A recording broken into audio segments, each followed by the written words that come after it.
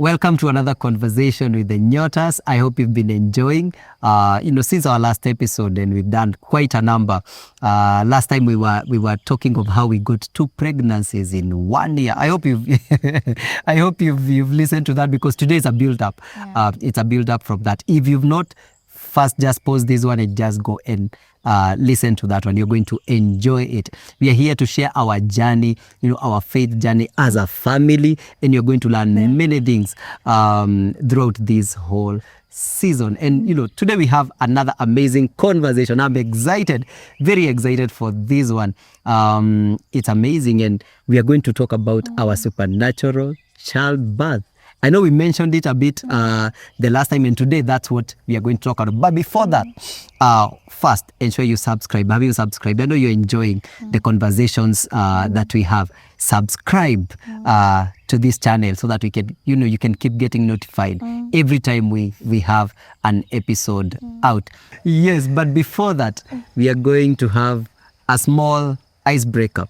And today, I want us to share about a book that we are reading. Which book are you reading, and what is one of your greatest takeaways?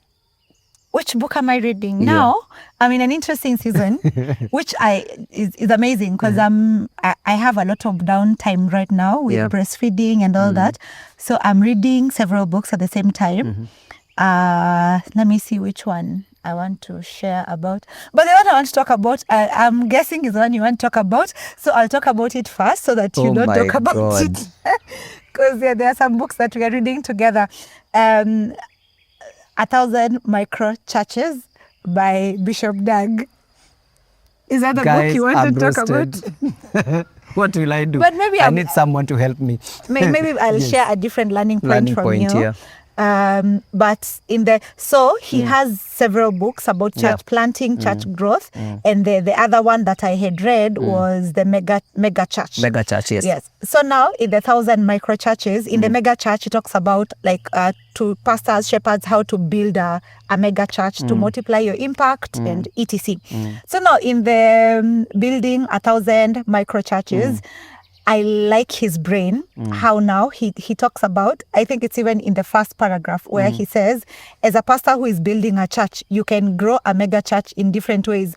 For example, you can have let's say you want a church of 5,000 people, you can have 5,000 people in one place. That is a mega church.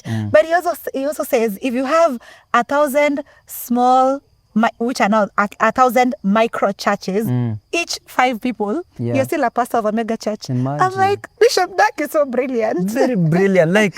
I'm like, who thinks like that? Like, it makes sense. And it makes sense because looking at, for example, our church, where we are pastors, guys. So in our church, how right now we have... need some collar. Some reverend collar. Yes, in our church where we have right now 7 church branches. Yes. Before we went into the several church branches, probably we had a membership of, give or take, 300 people-ish. And now we are over 500. But if you look at each individual church, they look small. Yeah, they look like, hey, our church, we have less than 50 people.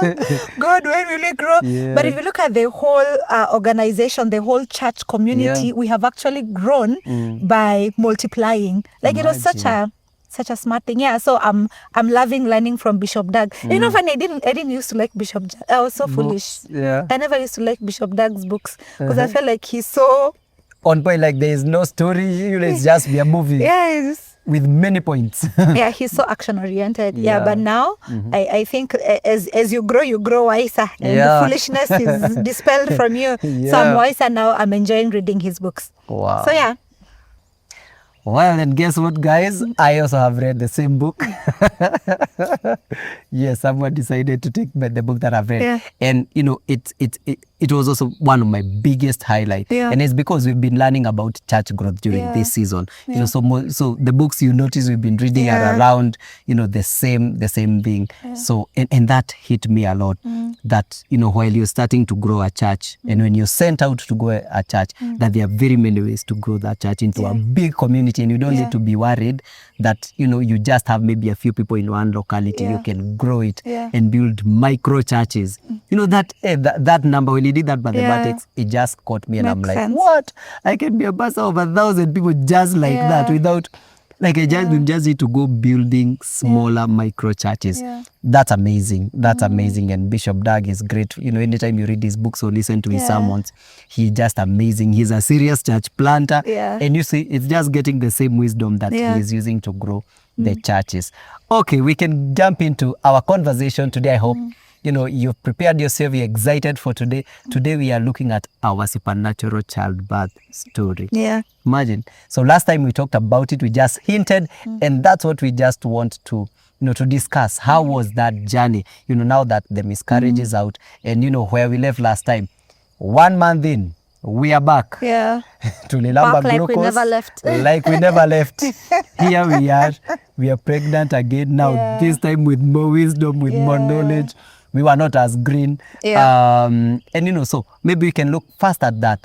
How was the preparation like? How did it feel this time? That first of all, man, we are back again. It didn't even take time. How was that transition from, you know, we lost, you know, we had the miscarriage. Within a month, we are back. Do you like that speed of us getting pregnant again? How was it? Did you feel like you would have wanted it maybe to take longer, or, you know, I need first to maybe take time, heal and all that? I know we had talked a bit about that, but, you know, how do you take of it that, you know, within a month we were able to get back and we were there? I remember us having the conversation. You asked me, like, if I felt ready. And my answer was, I was ready a few months ago. So there's no other being ready. I was ready when we got married. I was ready when we first discovered that we were pregnant. So for me, it was a continuation of just where we had left it off. And I also felt, which probably is God's wisdom in hindsight, I felt that if we gave ourselves a lot of time, we would sit with the miscarriage longer. Because then the story will be like, oh guys, 6 months ago we lost a pregnancy. Oh guys, 1 year ago we lost a pregnancy. And now I normally say I sort of forgot about the miscarriage faster because I got pregnant almost immediately. So now, instead of talking of the past, I was talking about the present. I'm pregnant. I was just saying I was pregnant. So for me, it was like, I was ready. In the previous pregnancy, I'm ready. I felt there was ready. not even time, ideally, even to grieve. You know, once in a while, an issue will be discussed and you're like, oh, that happened. You know, and I love God and how he took us through that journey. I know maybe there's somebody you may not have gone through the same journey. But you know, our point was, thank you, Lord, that this has happened this fast. We didn't even have time to sit, soak in it, and do all those things. And you can believe the same if you're going through, you know, through such a moment, that God can, you know, bring, you know, restore you as fast as possible. And even if it has taken longer, I believe that, yes, you can keep believing. I just remember something that my pastor talks about in the book Healing 360. Why just a trickle? When he's discussing the reasons why we don't see miracles as much now as either they have been seen in previous generations or even in the Word. And one of the reasons, it's because people don't have that bold faith to step out in boldness. Because the reality is that when a miscarriage happens, like biologically, there is reason for you to take a long break, to give yourself time to heal, to emotionally, that you may be that caution of what if it happens again. Because for me, actually, it was a bold step to fight that mindset, because I didn't want to sit with the thought of, what if, is it my portion for me to just have miscarriages? What if I get pregnant and I miscarry again? So for me, the bold faith move was, I will not entertain that negative seed in my mind. I will act on God's word and put my faith to action. If I really believe that, you know, God's word has said that we shall not miscarry, then I'm going to get pregnant again, believing that I will not miscarry. So I feel that many times we extend our seasons of what we call the wilderness just because we lack faith. To step out and believe God. Believe God, like what we said in the previous episode, that faith is believing even when you feel that you're Yes. failing in whatever you're believing Yes. in. That I believed yesterday and it didn't work does not prevent me from believing Believe today. today. I'll believe today like yesterday does yes, not like exist. does not exist. Yeah. Yes, and I like how Pastor says it. He prays for a person today, Yeah. and that person is not healed. Yeah. The next person he meets, he Yeah. prays for that person like It's that. the first- it's it's like the the first sick one. person And they're it's, praying it's for. a good attitude to have when you're thinking about your Yeah. faith journey. And I just remembered Yeah. that even God had prepared us about that we are going to have a child Yeah. from one of our community and one of our Yes, friends. I remember. And so I remember even this time, while this happened, Yeah. we never lost the hope that we are not going to have children. No, let's talk about Yeah. that. So Yeah. so what happened was one of our pastor friends, Yeah. Pastor Lorraine and Pastor Kim, Yeah. had come to visit Yes. during our first pregnancy, Yes. when we had not even told anyone that we are pregnant. Yes. So they came to visit and we are hanging out. At the end of our hangout, and we've eaten chicken and ugali. So Pastor Lorraine is like, hey guys, I don't know if I should tell you. I've been sitting here wondering if I should share. Yeah. So she had had a dream, either a few nights before or something, and she had seen me at our church in Fitness in the Word, which happens every Monday at Nairobi Cinema. You guys need to come, okay? Yes. Okay. So she had seen me in that service testifying while I was in a red dress and I Yes. was very heavily pregnant. Yes. And the testimony was emotional, people were crying. And so she didn't know what it meant. So now she told us. And then, that was during our first pregnancy. Yes. So then it's then that we told, I think they were even the first people who told that we were pregnant because of that conversation. Yes. So you're like, yeah, we think we are pregnant. We have not yet tested. Yeah, we are going to go, but yeah. you're going to go test and give and communicate Actually, it's when we officially. say like after you're done, because you are preparing to go now for the mission. It was just a few days or weeks to the mission. So we're Yes. like, after she's done with the mission, Yeah. we're going to come and deal with this. Yeah. Yes. So now that prophetic word comes, and then Imagine. we have the miscarriage. Yes. So I remember even when we were going through the miscarriage, it's one of the words of prophecies, Yes. that we were fighting with. Yes. We were like, if someone saw me pregnant, testifying, It will there's no happen. way I can have a pregnancy. There's no way I cannot not give this Yes. testimony. Yes. Understand? And so we fought with that prophetic word, and then the miscarriage still happened. Yeah. So now what you're saying is, so even after the miscarriage happened, Yes. we were still holding on to that word that Yes. God had already said, we Yes. shall testify of a pregnancy. So Yes. that one has gone, another one must come.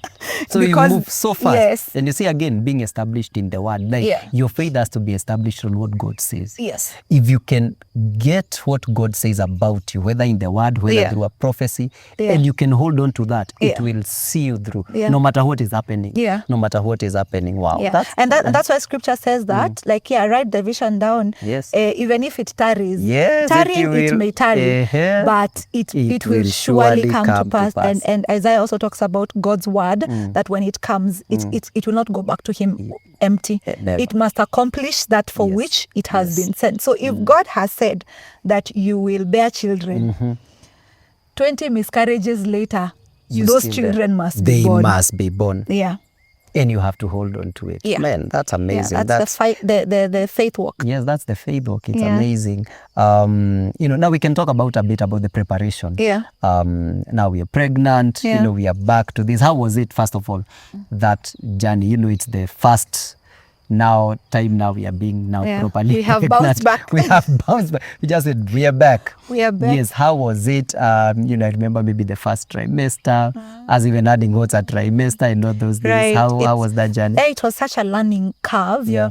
First of all, for me personally, because during my single era, I was child averse. I was not even those ones who hold other people's children. Just wave. You were focused on I the would Lord. wave from a distance. Yeah. So I didn't know I didn't know much. I wouldn't say anything really, but I didn't know much in the details about what happens during the pregnancy season, into the birthing season, or into parenting. So I had now to start learning, because now I'm in that context. I can't be foolish. I can't be unwise. We had a lot of godly counsel speaking over us, our shepherds, and also the older women and men in our community who have gone through that journey. So they're taking us through the details of what to expect in the first trimester, how it will look like, the different changes that will happen. So for me, some of the changes that were there, the first semester was The first trimester. trimester was a bit bumpy. remember, because I'm coming from the heat of the miscarriage. You're not even fully healed. Yes, my body was still very sickly. So the first trimester, it was a serious faith walk. Like we kept speaking God's word. I'd be very nauseated, and we'll keep declaring God's word over my body. My body would be very weak. We will take communion almost every other night, and you would pray over me, lay hands on me, and just pray. Because, and here's the thing, when you know what the ideal should be, you don't entertain anything that is less than. You can't settle. And at least in our church community, I had seen the older women. It's so funny to call them older because if you see them, it's not in the age, guys. it's in the seasons, in the experience. In the experience of these things. Like our Rev Ma, who, Jesus, she has set such an example and a model in this area. She dared to believe God. She was the first person who read the Supernatural Childbirth book by Jackie Mize. And she believed the word, and she believed what scripture talks about. And then she dared to live it out, and she had a supernatural childbirth journey. For her, it was so perfect. She didn't have most of the biological symptoms that people experience in this season. Now being nauseated, being moody, being sickly, all the way to having a pain-free child delivery process. And so, her having shared her testimony, there have been so many women in our church community who have also experienced that. And so now me coming to get pregnant, I'm like, we have seen what is possible. Of course, I have also seen the other side of the devil side. I don't want it. That side of sickness, that side of moods, that side of being overweight, that side, it can be explained. And you never got overweight. You never had moods. Like, wow. Oh, that's good to know. You didn't. Totally. As I was saying. I was always laughing. We would go to the clinic, and then the doctor would keep advising me, don't worry if they have moods. And I'm like, atakuongelesha vibaya, akikushautia mwelewe tu. As we have already been taught something different. So there's a day we even had an argument. There's a time you even argued with the doctor. Yes, I'm like, no, not this one. I won't entertain. I will not allow you to plant negative seed in my heart. So that now my wife goes home thinking it's okay to have mood. So and for me it was always, I would always be happy that when those things happened, we were like, no, we are sticking to what we know is possible. Yes, and that's it. So that, as I was saying, I had the negative symptoms. There are days I'd wake up and my body is like, it feels sick. And having seen what God's word says, and having seen other people who are living the reality of what God's word said, I have now the boldness to fight the good fight of faith. Would speak in tongues, lay hands on my body, take Holy Communion, until whatever that thing was, like it didn't prevail. And for the best part of the pregnancy, I had a beautiful pregnancy. I got back to serving in church until the very last day. I remember the last day to going to the delivery. We were coming from a service in church. Yes, we came from a service. Yes, so I love what God's word has done to our lives. Yeah, it's so sweet. And I love what the testimony of others who have gone ahead of us have also done to us. And that's amazing. Now, on this other side, as the man, yes, how was being pregnant for you? Yes, we were pregnant. We were seriously pregnant last year. And there's something pregnancy does to the man. Now, I don't know if it does to many, but for me, for you, what it did for me. In one, how I view you. I know you're a strong woman, but looking at this time, like I know what we had gone through. The miscarriage, your body was already, through a meeting. Now we are in a pregnancy. Now we are learning what a first trimester looks like. We can see the body, you tell us the body is confused. We are like, no, our body is not confused. We are okay. Seeing you like being able to stand all those pressures, I'm like, wow, I have a strong wife. And you see that being with you there, throughout that journey, first I thank God that yes, I was not working, so I was there able to take care of it. No, you were working. No, I was just not working from home. I was not employed. Yes, I was running the business from the house, so I was able to take care of you throughout. Right. And that was so good, like to see you at that time when, you know, maybe people would say at your weakest or at your, you know, because we are strong, but seeing you at that moment, and seeing that you're fighting, you're there, we are believing together. I feel it did something also to us and our bond. Right. Like, because you see, we are fighting now together. It's not one person, it's all of us. Roles changed. I cooked for that whole time, you know. Guys, let me tell you guys, when we were, I remember there's a time before we got married, we're not even dating in RKM. RKM is one of the communities we have where we were mapping, I think we're either doing a vision board or planning or how to optimize our lives. And one of our way to optimize your life was to marry. To get a wife. So that you automate. That was one of my goals. When I get a wife, I have automated. No cleaning, no thinking. Even if there's a machine, not me thinking about cleaning, not thinking about cooking. You see, I know this is a dream for many men. Let me tell you guys, when the pregnancy happened, she automated. I became the one who automated. She just automated. And you see, it's because, you see, at that moment, you're laughing at me. But like now she would come and remind me now who automated. It's like, because like roles completely shifted. So he became the homemaker. That was and for a long time, actually, until very recently. Yes, until very recently is when now I have started like taking up a few of the roles, like, and which is something like I really got to appreciate about you. And looking back, some of the things that I am grateful for is for God giving me the man that He knew I needed, because if I married a last born who is like, hi, such tutadu. Like, wow, ni mbaya. Ni mwecheche, ni mbaya. What's it? Going online asking. Your mother, Mom. What are we supposed to do? Yes. You know, but like seeing how you carried the weight of that season so gracefully, like, oh my God, you would. Like the times when, for example, when I was under bed rest, you would wake up in the morning. Maybe you have a client's call at 5 a.m. Probably 5 to around 7. You come wake me up. You go prepare breakfast. I have breakfast. You clean up. You go meet another client at 8. Then after during your short breaks, you come give me food again. Then later you're going out to do shopping. Then later you have soul winning and evangelism with the church. Then you come back in the evening. You prepare. I watched how you carried that season, and you carried all of us, and every time I'd be like, what? I was so grateful. Like, hey, you, if there was any doubt in my heart that you are a good man, that season vindicated you 1,000-fold. Like, you are an amazing husband. Wow, bonga points. Men, we don't blush. You can cry. I have tissue. I have tissue. Where is it? I don't know. That was one of them. I don't know if this happens for other men. Yeah.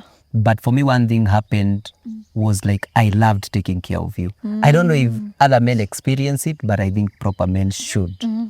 I loved taking care of you. Looking at you at that moment and knowing you need my help and I'm going to provide it. And I didn't feel the weight. I would wake up on Sunday, I clean the house, I prepare breakfast. That's at 3. There's Sundays you'd wake up at 3, you clean the house, you prepare all my meals for the day. For the day, because now I am leaving you maybe at that time. Yeah. Or because I know I'm going to have a long day at church. Then you'd call to check if I've woken up. So by 6, because I'm out before 6, because by 6 I'm in church praying. Then after we are done, just before service, I call to check, are you up? Have you taken breakfast? You did so well. So, and I'm like, it didn't feel like, the way people would think that it feels like a load. It didn't feel like a load at that time. Like, it never felt like I was like, I'm taking care of. This is my wife. And I'm like, this is the person I chose to live the rest of my life with. I mean, what would be too big? And I'm we are going to go through this. Thank you. Yeah, so that season, I feel like it really bonded us so much. As a couple, I feel that season just brought us even closer. It did. And it's the blessing of the Lord. And like, I appreciate the wisdom of God, because I was imagining if you were still working in your former employer's place in that season. could have been crazy. How God just orchestrated everything that you had transited from work, now working from home, so you'd be able to do all these things more conveniently because you were around. Like it was such a blessing. It was such a blessing. A perfect blessing. Now we can talk about maybe, you know, how we prepared now as we are moving to now come almost to delivery, shopping, you know, maybe we can even talk about what are some of the things that we did well, what are some of the things you think we could have done better. We could have done better during that period. Let me start with what we could have done better. Next time we will shop early. Very early, guys. a few days to delivery we had not. Few days, yes. That's a different story on finances and all that. But yeah, we still made it. But what we did very well, we took a birth preparation class with Nurse Josephine, one of the amazing midwives and nurses in our community. So we are in another side of our lives, we are coaches. So we help people optimize their results in life and business.